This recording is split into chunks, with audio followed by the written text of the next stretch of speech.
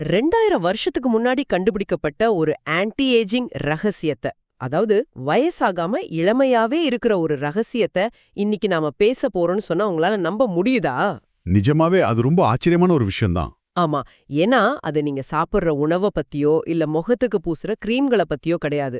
அது நீங்க வேலை பார்க்கற நிறுவனம், உங்க மேலதிகாரி, அப்புறம் உங்க நண்பர்கள் இவங்கள பத்தின ஒரு விஷயம். கரெக்ட்.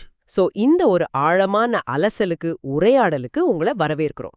இன்னைக்கு நம்ம எடுத்துக்கிட்ட ஆதாரம் தோழர் ப. ஜீவானந்தம் அவர்கள் 1973ல எழுதின சங்க இலக்கியத்தில் சமுதாய காட்சிகள் அப்படிங்கிற ஒரு மிக ஆழமான நூல். ரொம்ப முக்கியமான ஒரு புத்தகம் அது. கண்டிப்பா. பழங்கால இலக்கியம்னாலே அது ஏதோ நமக்கு சம்பந்தமே இல்லாத மன்னர்களோட கதைகள் அப்படிங்கிற ஒரு நினைப்பு நமக்கு இருக்குல்ல. அத உடைச்சு இன்னைக்கு நாம ஃபேஸ் பண்ற மன அழுத்தம், தனிமை, பொருளாதார போராட்டங்கள், இதுக்கெல்லாம் அந்த இலக்கியங்கள் எப்படி ஒரு ப்ளூ பிரிண்ட் மாதிரி ஒரு வழிகாட்டியா இருக்கு அப்படிங்கறத தான் நம்ம இன்னைக்கு டீகோட் பண்ண போறோம். அதாவது ஜீவானந்தம் அவர்களோட இந்த நூல் ஒரு மிக முக்கியமான மையக்கருத்து நமக்கு முன்வைக்குது. சங்க இலக்கியம்ங்கிறது வெறும் கவிதைகளோ இல்ல இலக்கண விதிகளை மட்டும் கிடையாது. ஆமா. மனிதன் எப்படி ஒரு சமூகமா இணைந்து வாழணும், வீழ்ச்சிகளை எப்படி எதிர்கொள்ளணும் அப்படிங்கிறதுக்கான ஒரு உளவியல் மற்றும் சமூகவியல் பதிவு தான் அது. இந்த அலசல்ல நாம பார்க்க போற விஷயங்கள் இன்னைக்கு நாம அன்றாடம் சந்திக்கிற பல சிக்கல்களுக்கான ஆணிவேர தொடர மாதிரி இருக்கும். அப்போ அந்த ஆன்டி ஏஜிங் ரகசியத்திலிருந்தே நாம ஆரம்பிப்போம். பிசிராந்தியார் அப்படிங்கிற ஒரு சங்ககால புலவரை பத்தின குறிப்பு இந்த நூல்ல வருது. பல ஆண்டுகள் வாழ்ந்தோம், அவருக்கு ஒரு முடி கூட நரைக்கலையாம். ஆமா, யாண்டு பலவாக அப்படிங்கிற அந்த பாட்டு. அத வாசிக்கும்போது எனக்கு ஒரு சந்தேகம் வந்துச்சு. இப்ப இருக்கிற காலகட்டத்துல பாத்தீங்கன்னா 25 வயசுலயே நிறைய பேருக்கு இளநரை வந்துருது. அப்படி இருக்கும்போது இவருக்கு மட்டும் எப்படி முடி நரைக்காம இருந்துச்சு? அதுக்கு அவர் எந்த ஒரு மூலிகையும் மாயமந்திரத்தை சொல்லலையே. அதுதான் ஆச்சரியம். எனக்கு கவலையே கிடையாது அப்படின்னு ஒத்த வரியில சொல்லிட்டு போயிடுறாரு. இது எப்படி பிராக்டிக்கலா சாத்தியம்? இங்கதான் ஜீவானந்தம் அந்த பாடலோட உளவியல் ஆழத்தை ரொம்ப நுட்பமா பகுப்பாய்வு செய்றாரு. அவர் கவலை இல்லாம இருக்கிறதுக்கு தனியா காட்டுக்குள்ள போய் தியானமெல்லாம் பண்ணல. ஓ, அப்படியா? ஆமா, மாறா தான் வாழ்ற சமூக கட்டமைப்பே அதுக்கு காரணம்னு சொல்றாரு.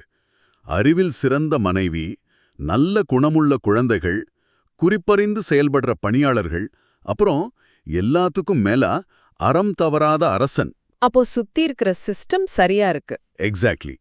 தன்னை சுத்தி இருக்கிற அமைப்பு நேர்மையாவும் ஆரோக்கியமாவும் இருக்கிறதுனால தனக்கு மன அழுத்தம் இல்ல அப்படின்னு அவர் பதிவு செய்றாரு. ஒரு நிமிஷம், இத நான் இன்றைய வாழ்க்கையோட பொருத்தி பார்க்கறேன். அதாவது நான் வேலை செய்யற கம்பெனியோட சிஇஓ இல்ல மேனேஜர் ரொம்ப டாக்ஸிக்கா இருந்தா, இல்ல என்னோட வேலை செய்யறவங்க எனக்கு சரியா ஒத்துழைக்கல அப்படின்னா, அந்த மன அழுத்தம் நேரடியாக என்னோட உடலை பாதிச்சு என்னை சீக்கிரமாவே வயசாக்கிடும்னு அவர் சொல்றாரா? கண்டிப்பா. இது ரொம்பவே நவீனமான ஒரு பார்வை.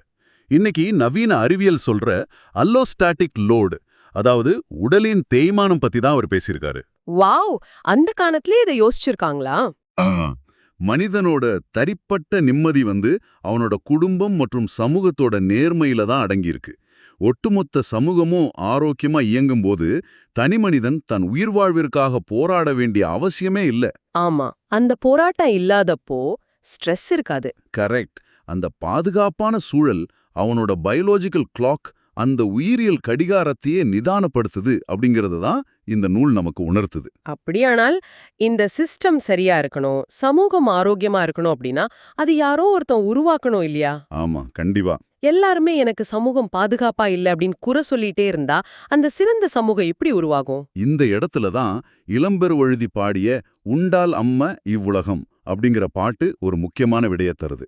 இந்த உலகம் இன்னும் ஏன் அழிஞ்சு போகாம இயங்கிட்டு இருக்கு தெரியுமா? ஏன்? சாகாவரம் தரக்கூடிய இந்திரர்களோட அமிர்தமே கிடைச்சாலும் அதை தான் மட்டும் தனியா உண்ணாத சில மனிதர்கள் இருக்கிறதால தான் அப்படின்னு அவர் சொல்றாரு. அதாவது தனக்கு கிடைச்சத ஷேர் பண்றவங்க. ஆமா, வெறுப்பு, பயம், சோர்வு இல்லாத உள்ளங்கொண்ட அந்த மனிதர்களால தான் இந்த சமூகமே தாங்கி பிடிக்கப்படுது. அமிர்தமே கிடைச்சாலும் மத்தவங்களுக்கு கொடுப்பாங்களா? இத இன்றைய உலகத்தோட ஒப்பிடும்போது கொஞ்சம் யதார்த்தத்துக்கு முரணா தெரியலையா? ஏன் அப்படி சொல்றீங்க? ஏன்னா நாம வாழற இன்றைய உலகத்துல ஒரு சின்ன வாய்ப்பு கிடைச்சா கூட அதை தனக்காக பயன்படுத்திக்கிறவங்க தான் அதிகம். அப்படி இருக்கும்போது தங்களுக்கு கிடைக்கிற சாகாவரத்தை யாராவது மத்தவங்களுக்காக விட்டு கொடுப்பாங்களா? இந்த கேள்விய நாம 2 விதமா பார்க்கணும். இது வெறும் உணவை பகிர்வது பத்தினது மட்டும் கிடையாது. இது சுயநலத்தை தோற்கடிப்பது பத்தின ஒரு விஷயம். ஓ, அதாவது அந்த செல்ஃபிஷ்னஸ். ஆமா, இன்றைய நவீன உலகத்துல இந்த சினிசிசம், அதாவது எதிலுமே நம்பிக்கையற்ற தன்மை ரொம்ப ஈஸியா பரவிடுது. எல்லாரும் சுயநலவாதிகள்னு நாம கணிச்சுக்கிறோம். அதுதான் பொதுவான எண்ணமா இருக்கு. ஆனா உற்று நோக்குங்க, எந்த ஒரு லாபமும் எதிர்பார்க்காம ரத்த தானம் செய்றவங்க இருக்காங்க. பேரிடர் காலங்கள்ல வெள்ளம் வந்தப்போ தங்கள் உயிரை பணயம் வச்சு மத்தவங்கள காப்பாத்துன சாதாரண மனிதர்கள் இன்னைக்கும் இருக்காங்க இல்லையா? ஆமா, சென்னை வெள்ளத்துல கூட நாம நிறைய பார்த்தோம். எக்ஸாக்ட்லி. எந்த பலனையும் எதிர்பார்க்காம உலக மக்களுக்காகவே வாழ்ற அந்த உயர்ந்த மனிதர்களோட தன்னலமற்ற தன்மையை இளம்பெருவெழுதி இங்க குறிப்பிடுறாரு. அவங்க இருக்கிறதால தான் இந்த சிஸ்டம் இன்னும் இயங்குது. அதாவது எனக்கு என்ன கிடைக்கும் அப்படின்னு யோசிக்காம செயல்படுற அந்த சிறுபான்மை மனிதர்கள் தான் உலகத்தோட ஆணிவேர்னு சொல்றீங்க. உறுதியா. சரி, நாம அப்படிப்பட்ட தன்னலமற்ற மனிதர்களாகவே மாறிடுறோம்னு வச்சுப்போம். நம்மிடம் இருப்பது எல்லாம் கொடுத்துக்கிட்டே இருந்தா நாம எப்படி வாழ்வது? மனிதனோட அடிப்படை தேவைகளை நாம எப்படி புரிஞ்சுக்கிறது? எதை கொடுக்கணும், எதை வச்சுக்கணும் அப்படிங்கிற கேள்வி வருது இல்லையா? ஆமா, அதுக்கு சங்க இலக்கியத்துல என்ன சொல்றாங்க? நக்கீரர் புறநானூற்றுல எழுதின ஒரு பாட்டு இருக்கு. தென்கடல் வளாகம் பொதுமையின்றி உண்பது நாழி உடுப்பவை இரண்டே. இந்த வரிகளை ஜீவானந்தம் ஒரு மாபெரும் பொருளியல் தத்துவமா இங்க விருட்டுரைக்கிறாரு. உண்பது நாழி உடுப்பவை இரண்டே, இது ரொம்ப ஃபேமஸான வரியாச்சே. ஆமா, நீங்க எவ்வளோ பெரிய நிலப்பரப்பு ஆட்சி செஞ்சாலும் சரி, உங்களுக்கான அடிப்படை தேவை அப்படிங்கிறது ரொம்ப ரொம்ப சிறியதுதான் அப்படிங்கிறத நக்கீரர் ரொம்ப ஆழமா பதிவு செய்யறாரு. உங்களுக்கு அதிபதியான மில்லியனரா, பிரைவேட் ஜெட்ல பறக்கிறவரா இருந்தாலும் சரி, இல்ல அன்றாட உழைச்ச சாப்பிட்ற சாதாரண மனுஷனா இருந்தாலும் சரி, 2 பேருக்கும் இருக்கிறது ஒரே ஒரு வயிறு தான். கரெக்ட். உடுத்த 2 துணி தான் தேவை. உலகத்தோட அத்தனை செல்வமும் உங்ககிட்ட இருந்தாலும் உங்களால ஒரே நேரத்துல 100 பேரோட உணவை சாப்பிட முடியாது இல்லையா? இதத்தான் செல்வத்தின் எல்லை அப்படின்னு நாம சொல்லலாம். அரசனுக்கும் ஆண்டிக்கும் அடிப்படை தேவைகள் ஒண்ணுதான் அப்படிங்கும்போது எதுக்காக ஒரு மனிதன் எல்லையற்ற செல்வத்தை குவித்து வைக்கணும்? அப்போ அந்த மிச்சம் இருக்கிற செல்வத்தை என்ன பண்றது? இந்த இடத்துல தான் நக்கீரர் செல்வத்து பயனை ஈதல் அப்படிங்கிற விதியை கொண்டு வராரு. அதாவது தன்னிடம் உள்ள செல்வத்தை இல்லாதவங்களுக்கு கொடுப்பது மட்டும்தான் அந்த செல்வத்தோட ஒரே தர்க்கரீதியான பயன். கொஞ்சம் யோசிச்சு பார்த்தா இது வெறும் தானம் இல்ல தர்மம் பத்தின கருத்து மட்டும் கிடையாது. இது பண புழக்கம், அதாவது சர்க்குலேஷன் பத்தின ஒரு பொருளாதார விதி மாதிரி எனக்கு தோணுது. எப்படி சொல்றீங்க? பணம் இல்ல செல்வம் அப்படிங்கிறது உடம்புல ஓடுற ரத்தம் மாதிரி. அது ஒரே இடத்துல உறைஞ்சு போனா அது சமுதாயத்துக்கும் ஆபத்து, அந்த தனி மனிதனுக்கும் ஆபத்து. அதை தொடர்ந்து சுழற்சியில விட்டுக்கிட்டே இருக்கணும்னு நக்கீரர் சொல்றாரு. அதுதான் ரொம்ப துல்லியமான பார்வை. தாமே எல்லாத்தையும் அனுபவிக்க நினைப்பது இயற்கைக்கு முரணானது, அது அழிவை தரும்னு அவர் எச்சரிக்கிறாரு. வாவ், ரொம்ப டீப்பான எக்கனாமிக்ஸ் இது. ஆமா, ஒரு பொருளாதார ஏற்றத்தாழ்வற்ற சமூகத்துக்கான அடித்தளத்தை அந்த ஒத்த வரியில நக்கீரர் அமைச்சிட்டாரு அப்படிங்கிறத ஜீவானந்தம் வியந்து பாராட்டுறாரு. செல்வத்தின் குவிப்பு அப்படிங்கிறது சமூகத்தோட சமநிலையை குலைத்துவிடும் அப்படிங்கிற ஒரு பழங்கால எச்சரிக்கை இது. அப்படிங்கிறது வரைக்கும் எனக்கு ரொம்ப தெளிவா புரியுது.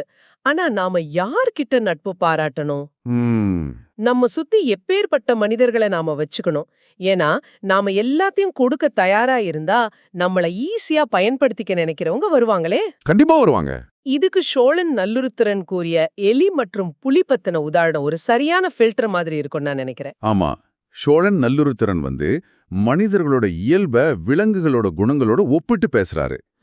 சிறிய வலையில வாழ்ந்து எந்த உழைப்பும் இல்லாம இருட்டுல களவாடி தின்னும் எலியோட இயல்ப கொண்டவர்களிடம் நாம நட்பு கொள்ளக்கூடாதுன்னு சொல்றாரு. இது அந்த குறுக்கு வழியில போறவங்களை குறிக்குது. கரெக்ட். அதே சமயம் புலியோட குணத்தோட அந்த எலியை ஒப்பிடுறாரு. ஒரு புலி வேட்டையாடச் சென்று ஒரு பெரிய யானையை வீழ்த்து நினைக்குமாம். அந்த யானை புலியின் வலப்பக்கமா விழுந்தால் மட்டுமே அது இரைய உண்ணுமாம். ஓ, வலப்பக்கம் விழுந்தா மட்டும்தான் சாப்பிடும். ஆமா, ஒருவேளை அது இடப்பக்கமா விழுந்துட்டா தான் பசியோடு இருந்தாலும் அந்த யானையை உண்ணாம ரொம்ப கம்பீரமா போயிடுமாம். இப்படிப்பட்ட பெருமிதம் கொண்டவர்களோட தான் நாம நட்பு கொள்ளணும்னு சொல்றாரு. ஒரு நிமிஷம், இத வெறும் பெரிய இலக்குகளை வைக்கிறது அப்படின்னு மட்டும் நான் பார்க்கல. இது பவுண்டரிஸ், அதாவது எல்லைகளை வகுக்கிறது பத்தினது இல்லையா? இத நீங்க எப்படி இன்றைய சூழலோட பொருத்தி பாக்குறீங்க? இப்ப எலி பாத்தீங்கன்னா ரொம்ப சுலபமா தான் தேவைய பூர்த்தி செஞ்சுக்குது. அதுக்கு எந்த நியதிகளும் கிடையாது, எப்படி வேணாலும் வாழலாம். ஆனா புலி தன்னுடைய இலக்கு சரியா நிறைவேறல அப்படின்னா பசியோட இருக்கவும் தயாரா இருக்கு. ஆமா. அதாவது காம்ப்ரமைஸ் செய்ய மறுக்குது. நம்முடைய வாழ்க்கையிலயும் குறுக்கு வழியில கிடைக்கிற வசதிகளை விட நம்முடைய தனிப்பட்ட தரநிலைகளை, அந்த ஸ்டாண்டர்ட்ஸ விட்டு கொடுக்காம இருக்கிறவங்களோட தான் நாம பழகணும். இது ஒரு மிகச்சிறந்த தற்காப்பு தந்திரம். அருமையா சொன்னீங்க. இத கோப்பெருஞ்சோழனோட கருத்தோட ஜீவானந்தம் இணைக்கிறார். சிறிய செயல்கள்ல ஈடுபட்டு வீணாக வாழ்வதை விட பெரிய லட்சியங்களை நோக்கி பயணிக்கணும். யானை வேட்டுவன் யானையும் பெருமே, குறும்பூழ் வேட்டுவன் வருங்கையும் வருமே அப்படின்னு அவர் சொல்லுவார். அதாவது யானைய வேட்டையாட போனா யானை கிடைக்கும். ஆமா. ஆனா அந்த சிறிய காடை குருவிய வேட்டையாட போறவன் வெறுங்கையோடு திரும்ப நேரிடலாம். வெற்றியோ தோல்வியோ இலக்கு பெரிதா இருக்கணும். அதே சமயம் அதற்கான ஆரமும் மிக உயர்ந்ததா இருக்கணும்னு சொல்றாங்க. ஆனா எவ்வளவுதான் நம்ம பெரிய லட்சியங்களோட, புலியோட கம்பீரத்தோட, உறுதியான எல்லைகளோட வாழ்ந்தாலும் நிஜ வாழ்க்கை அப்படிங்கிறது எப்போதுமே நியாயமா இருக்கிறது இல்லையே. அதுவும் உண்மைதான். சில நேரங்கள்ல வாழ்க்கை நம்மள சரிக்கட்டவே முடியாத அளவுக்கு அடிக்குமே. அத அந்த கால மக்கள் எப்படி எதிர்கொண்டாங்க? பக்குடுக்கை நன்கணியார் அப்படிங்கிற ஒரு புலவர் காட்டும் அந்த முரண்பாடான உலகத்தை பத்தி படிக்கும்போது இன்றைய நவீன வாழ்க்கையோட குழப்பங்கள் அப்படியே என் கண் முன்னாடி வந்துச்சு. ஓரில் நெய்தல் கரங்க அப்படிங்கிற அந்த பாடல தானே சொல்றீங்க? ஆமா, அதேதான். ஒரே தெருவுல ஒரு வீட்ல சாவு பற ஒலிக்குது. மக்கள் அழுதுகிட்டு இருக்காங்க. ஆனா அதுக்கு நேர்மாறா அதே தெருவுல இன்னொரு வீட்ல திருமண முழவு ஒலிக்குது. அங்க மக்கள் மகிழ்ந்துகிட்டு இருக்காங்க. இப்படிப்பட்ட பண்பில்லாத, சிலருக்கு இன்பத்தையும் சிலருக்கு துன்பத்தையும் ஒரே நேரத்துல கொடுக்கிற இந்த உலகத்தை அவர் தோலுரிச்சு காட்டுறாரு. இத நான் இன்றைய சோஷியல் மீடியாவோட ஒப்பிட்டு பார்க்கறேன். நாம இன்ஸ்டாகிராம்ல அப்படி ஸ்க்ரோல் பண்ணிட்டே இருப்போம். ஒரு பதிவுல யாரோ ஒருத்தர் தன்னோட ஆடம்பரமான ஃபாரின் ட்ரிப் போட்டோவை போட்டிருப்பாரு. பாத்தீங்கன்னா உலகத்தோட இன்னொரு மூலையில நடக்கிற போர்ல குழந்தைகள் இறந்துகிட்டு இருக்கிற ஒரு வீடியோ வரும். இந்த ரெண்டு முரண்பாடுகளையும் அடுத்தடுத்த நொடிகள்ல பாக்குற மனித மூளை எப்படி பைத்தியம் பிடிக்காம இருக்கும்? இந்த முரண்பாடுகளை நாம எப்படி ஏத்துக்கிறது? இந்த மாதிரி முரண்பாடுகளால ஏற்படுற மன உளைச்சலை எதிர்கொள்ளதான் கணியன் பூங்குன்றனாரோட யாதும் ஓலே யாவரும் கேளீர் அப்படிங்கிற தத்துவம் நமக்கு தேவைப்படுதுன்னு ஜீவானந்தம் சொல்றாரு. எல்லாரும் சொந்தக்காரங்க அப்படிங்கிற தத்துவம். ஆமா. ஆனா இத வெறும் எல்லா ஊரும் ஏன் ஊரு அப்படிங்கிற ஒரு உலகளாவிய வாழ்த்துன்னு மட்டும் நம்ம சுருக்கிடக்கூடாது. அதோட அடுத்த வரிகள்ல தான் உண்மையான உளவியலே இருக்கு. தீதும் நன்றும் பிறர் தர வாரா. அதுவா? எக்ஸாக்ட்லி. நமக்கு ஏற்படுற தீமையும் நன்மையும் பிறரால் வருவதில்லை. ஆத்துல வெள்ளம் வரும்போது அதுல போற தெப்பம் எப்படி நீரின் ஓட்டத்துக்கேற்ப போகுதோ அது போலதான் வாழ்க்கையோட போக்கும். இது ஒரு விதமான சரணடைதல், ஒரு ராடிக்கல் அக்செப்டன்ஸ்னு சொல்லலாம். வாழ்க்கையோட நிலையாமைய தெளிவா உணர்ந்துட்டா நம்ம யாரையும் குறை சொல்ல மாட்டோம். ஆமா. அதனாலதான் பெரியவங்களை பார்த்து அளவுக்கு அதிகமா புகழாமலும் சிறியவங்களை பார்த்து இகழாமலும் ஒரு சமநிலையான மனப்பான்மைய, ஒரு எமோஷனல் ஈக்வானிமிட்டிய அவங்க கடைபிடிச்சாங்க. இந்த அகமன முதிர்ச்சி வந்துட்டா இந்த முரண்பாடான சில நேரங்கள்ல நியாயமற்ற இந்த உலகம் நம்மள எமோஷனலா சிதைக்க முடியாது. கரெக்ட். இந்த பக்குவப்பட்ட மனங்கள், வாழ்க்கையோட கஷ்ட நஷ்டங்களை புரிஞ்சுக்கிட்ட மனங்கள் தங்களுக்குள் அன்பை பகிர்ந்து கொள்ளும் விதமும் சங்க இலக்கியங்கள்ல ரொம்ப அழகாவே பதிவு செய்யப்பட்டிருக்கு. ஓ, அன்பை பத்தி என்ன சொல்றாங்க? இந்த உலகத்தோட முரண்பாடுகள்ல இருந்து தப்பிக்க மனிதர்களுக்கு ஒரு நங்கூரம் தேவைப்படுது. அதுதான் அன்பு. குறுந்தொகையில வர்ற யாயும் ஞாயும் யாராக்கியரோ அப்படிங்கிற பாட்டை தவிர்த்துட்டு நாம இந்த அன்பை பத்தி பேசிடவே முடியாது. வாவ்! எனக்கு ரொம்ப ரொம்ப பிடிச்ச பாட்டு இது. எந்த சம்பந்தமும் இல்லாத ரெண்டு பேர் எப்படி ஒருத்தரோட ஒருத்தர் இணையறாங்க அப்படிங்கறது இது ரொம்ப அழகா விளக்குது. ஆமா. செம்மண் நிலம் வேற, வானத்துல இருந்து விழும் மழைநீர் வேற, தனித்தனியா இருக்கும்போது அதுக்கு தனித்தனியா அடையாளம் இருக்கு. ஆனா ரெண்டும் கலந்துட்டா நீரோட நிறமும் சரி, சுவையும் சரி, அந்த செம்மண்ணோட தன்மையாகவே மாறிடும். பிரிக்கவே முடியாத அளவுக்கு ஒன்றாகிடும். ரொம்ப அழகான ஒப்பீடு. இது ஒரு அற்புதமான கெமிஸ்ட்ரி. தனிப்பட்ட ஈகோ, அந்த அகங்காரம் அழிந்து ரெண்டு மனங்கள் ஒன்னா கலக்கிறத இதை விட அழகா சொல்ல முடியுமா? நீங்க சொன்ன அந்த ஈகோ அழிதல் அப்படிங்கிறது மிக முக்கியமான புள்ளி. ஜீவானந்தம் இதை இன்னொரு பரந்த தளத்துக்கு எடுத்துட்டு போறாரு. தொல்காப்பியர் குறிப்பிடுற மாதிரி ஒரு குடும்பத்துல ஆணும் பெண்ணும் இணைந்து தொடங்குற இந்த அன்பு வெறும் காதல் உறவோட நின்னு போறதில்ல. வேற எப்படி மாறுது? அது கொஞ்சம் கொஞ்சமா உறவினர்கள் கிட்ட விரிவடையுது. பின்பு ஊரார்கிட்ட, நாட்டார்கிட்டன்னு பறந்து விரிந்து இறுதியில உலகம் முழுவதும் பரவுது. தனிமனிதன்ல தொடங்குற அன்பு ஒட்டுமொத்த உலக மக்களுக்காகவே தொண்டு செய்யற ஒரு பரந்த சமுதாய அன்பா, அதாவது ஹியூமனிசமா மலருது அப்படிங்கறத நம்ம ஆழமா புரிஞ்சுக்கணும். ரொம்ப அருமை. வாங்க, இன்னைக்கு நாம கடந்து வந்த பாதைய ஒரு முறை திரும்பி பார்ப்போம். நரைக்காத இளமையின் ரகசியம் நம்ம சாப்பிடுற உணவுல இல்ல, அது நாம உருவாக்குற அழுத்தமற்ற ஆரோக்கியமான சமூகச் சூழல்ல இருக்குன்னு பார்த்தோம். ஆமா. அமிர்தமே கிடைச்சாலும் அத ஷேர் பண்ற சிறுபான்மை மனிதர்களால தான் இந்த உலகமே இயங்குதுங்கிற உண்மையையும், எவ்ளோ பணம் இருந்தாலும் அடிப்படை தேவைகள் ஒண்ணுதான், செல்வத்தோட உண்மையான பயன்பாடு அத மத்தவங்களுக்கு சுழற்சியில விடுறதுதான்னு பொருளாதார பார்வையும் ஆழமா பேசணும். அதைத் தொடர்ந்து எலியோட குறுக்கு வழிய தவிர்த்து புலியோட எல்லைகளோட நட்பு கொள்ள வேண்டிய அவசியத்தையும், ஒரே தெருவுல சாவும் கல்யாணமும் நடக்கிற முரண்பாடான வாழ்க்கைய ஆத்துல போற தெப்பம் மாதிரி ஏத்துக்கிற அகமண முதிர்ச்சியும் பார்த்தோம். அப்புறம் கடைசியா, செம்மண் நிலத்த மழைநீர் போல தன்முனைப்பு அழிந்து கலக்கிற தூய்மையான அன்போட பரிணாமத்தையும் நாம விவாதிச்சிருக்கோம். நேயர்களே, தோழர் ப. ஜீவானந்தம் அவர்களோட இந்த நூல் நமக்கு உணர்த்துவது ரொம்ப தெளிவான ஒரு பாடத்தை தான். சங்க இலக்கியம் அப்படிங்கிறது என்றோ வாழ்ந்தவங்களுக்கான பழங்கால குறிப்பு மட்டும் கிடையாது. நிச்சயமா. உங்க ஆபீஸ்ல இருக்கிற நெருக்கடிகளை எப்படி அணுகுவது, இன்டர்நெட்ல நீங்க பாக்குற முரண்பாடுகளை எப்படி கையாளுவது, உங்க பவுண்டரிஸை எப்படி செட் பண்றது, இதுக்கு எல்லாமே ஒரு பிராக்டிக்கலான, நடைமுறைக்கு உகந்த வாழ்க்கை தத்துவங்கள் தான் அது. இந்த உரையாடலை நிறைவு செய்யறதுக்கு முன்னாடி ஆதார நூல்ல கூறப்பட்டு ஆனா நாம விரிவா பேசாத ஒரு சிந்தனைய நேயர்களோட கவனத்துக்கு கொண்டு வர விரும்புறேன். சொல்லுங்க. இந்த சங்ககால மனிதநேய சிந்தனைகள் அங்கேயே நின்னுடல அப்படின்னு ஜீவானந்தம் சொல்றாரு. இந்த தத்துவங்கள் தான் காலப்போக்குல பரிணாம வளர்ச்சி அடைஞ்சு கம்பராமாயணத்துல ராமன் மற்றும் குகன் இடையேயான சாதி வர்க்கம் கடந்த நட்பா உருவெடுத்துச்சு. ஓஹோ.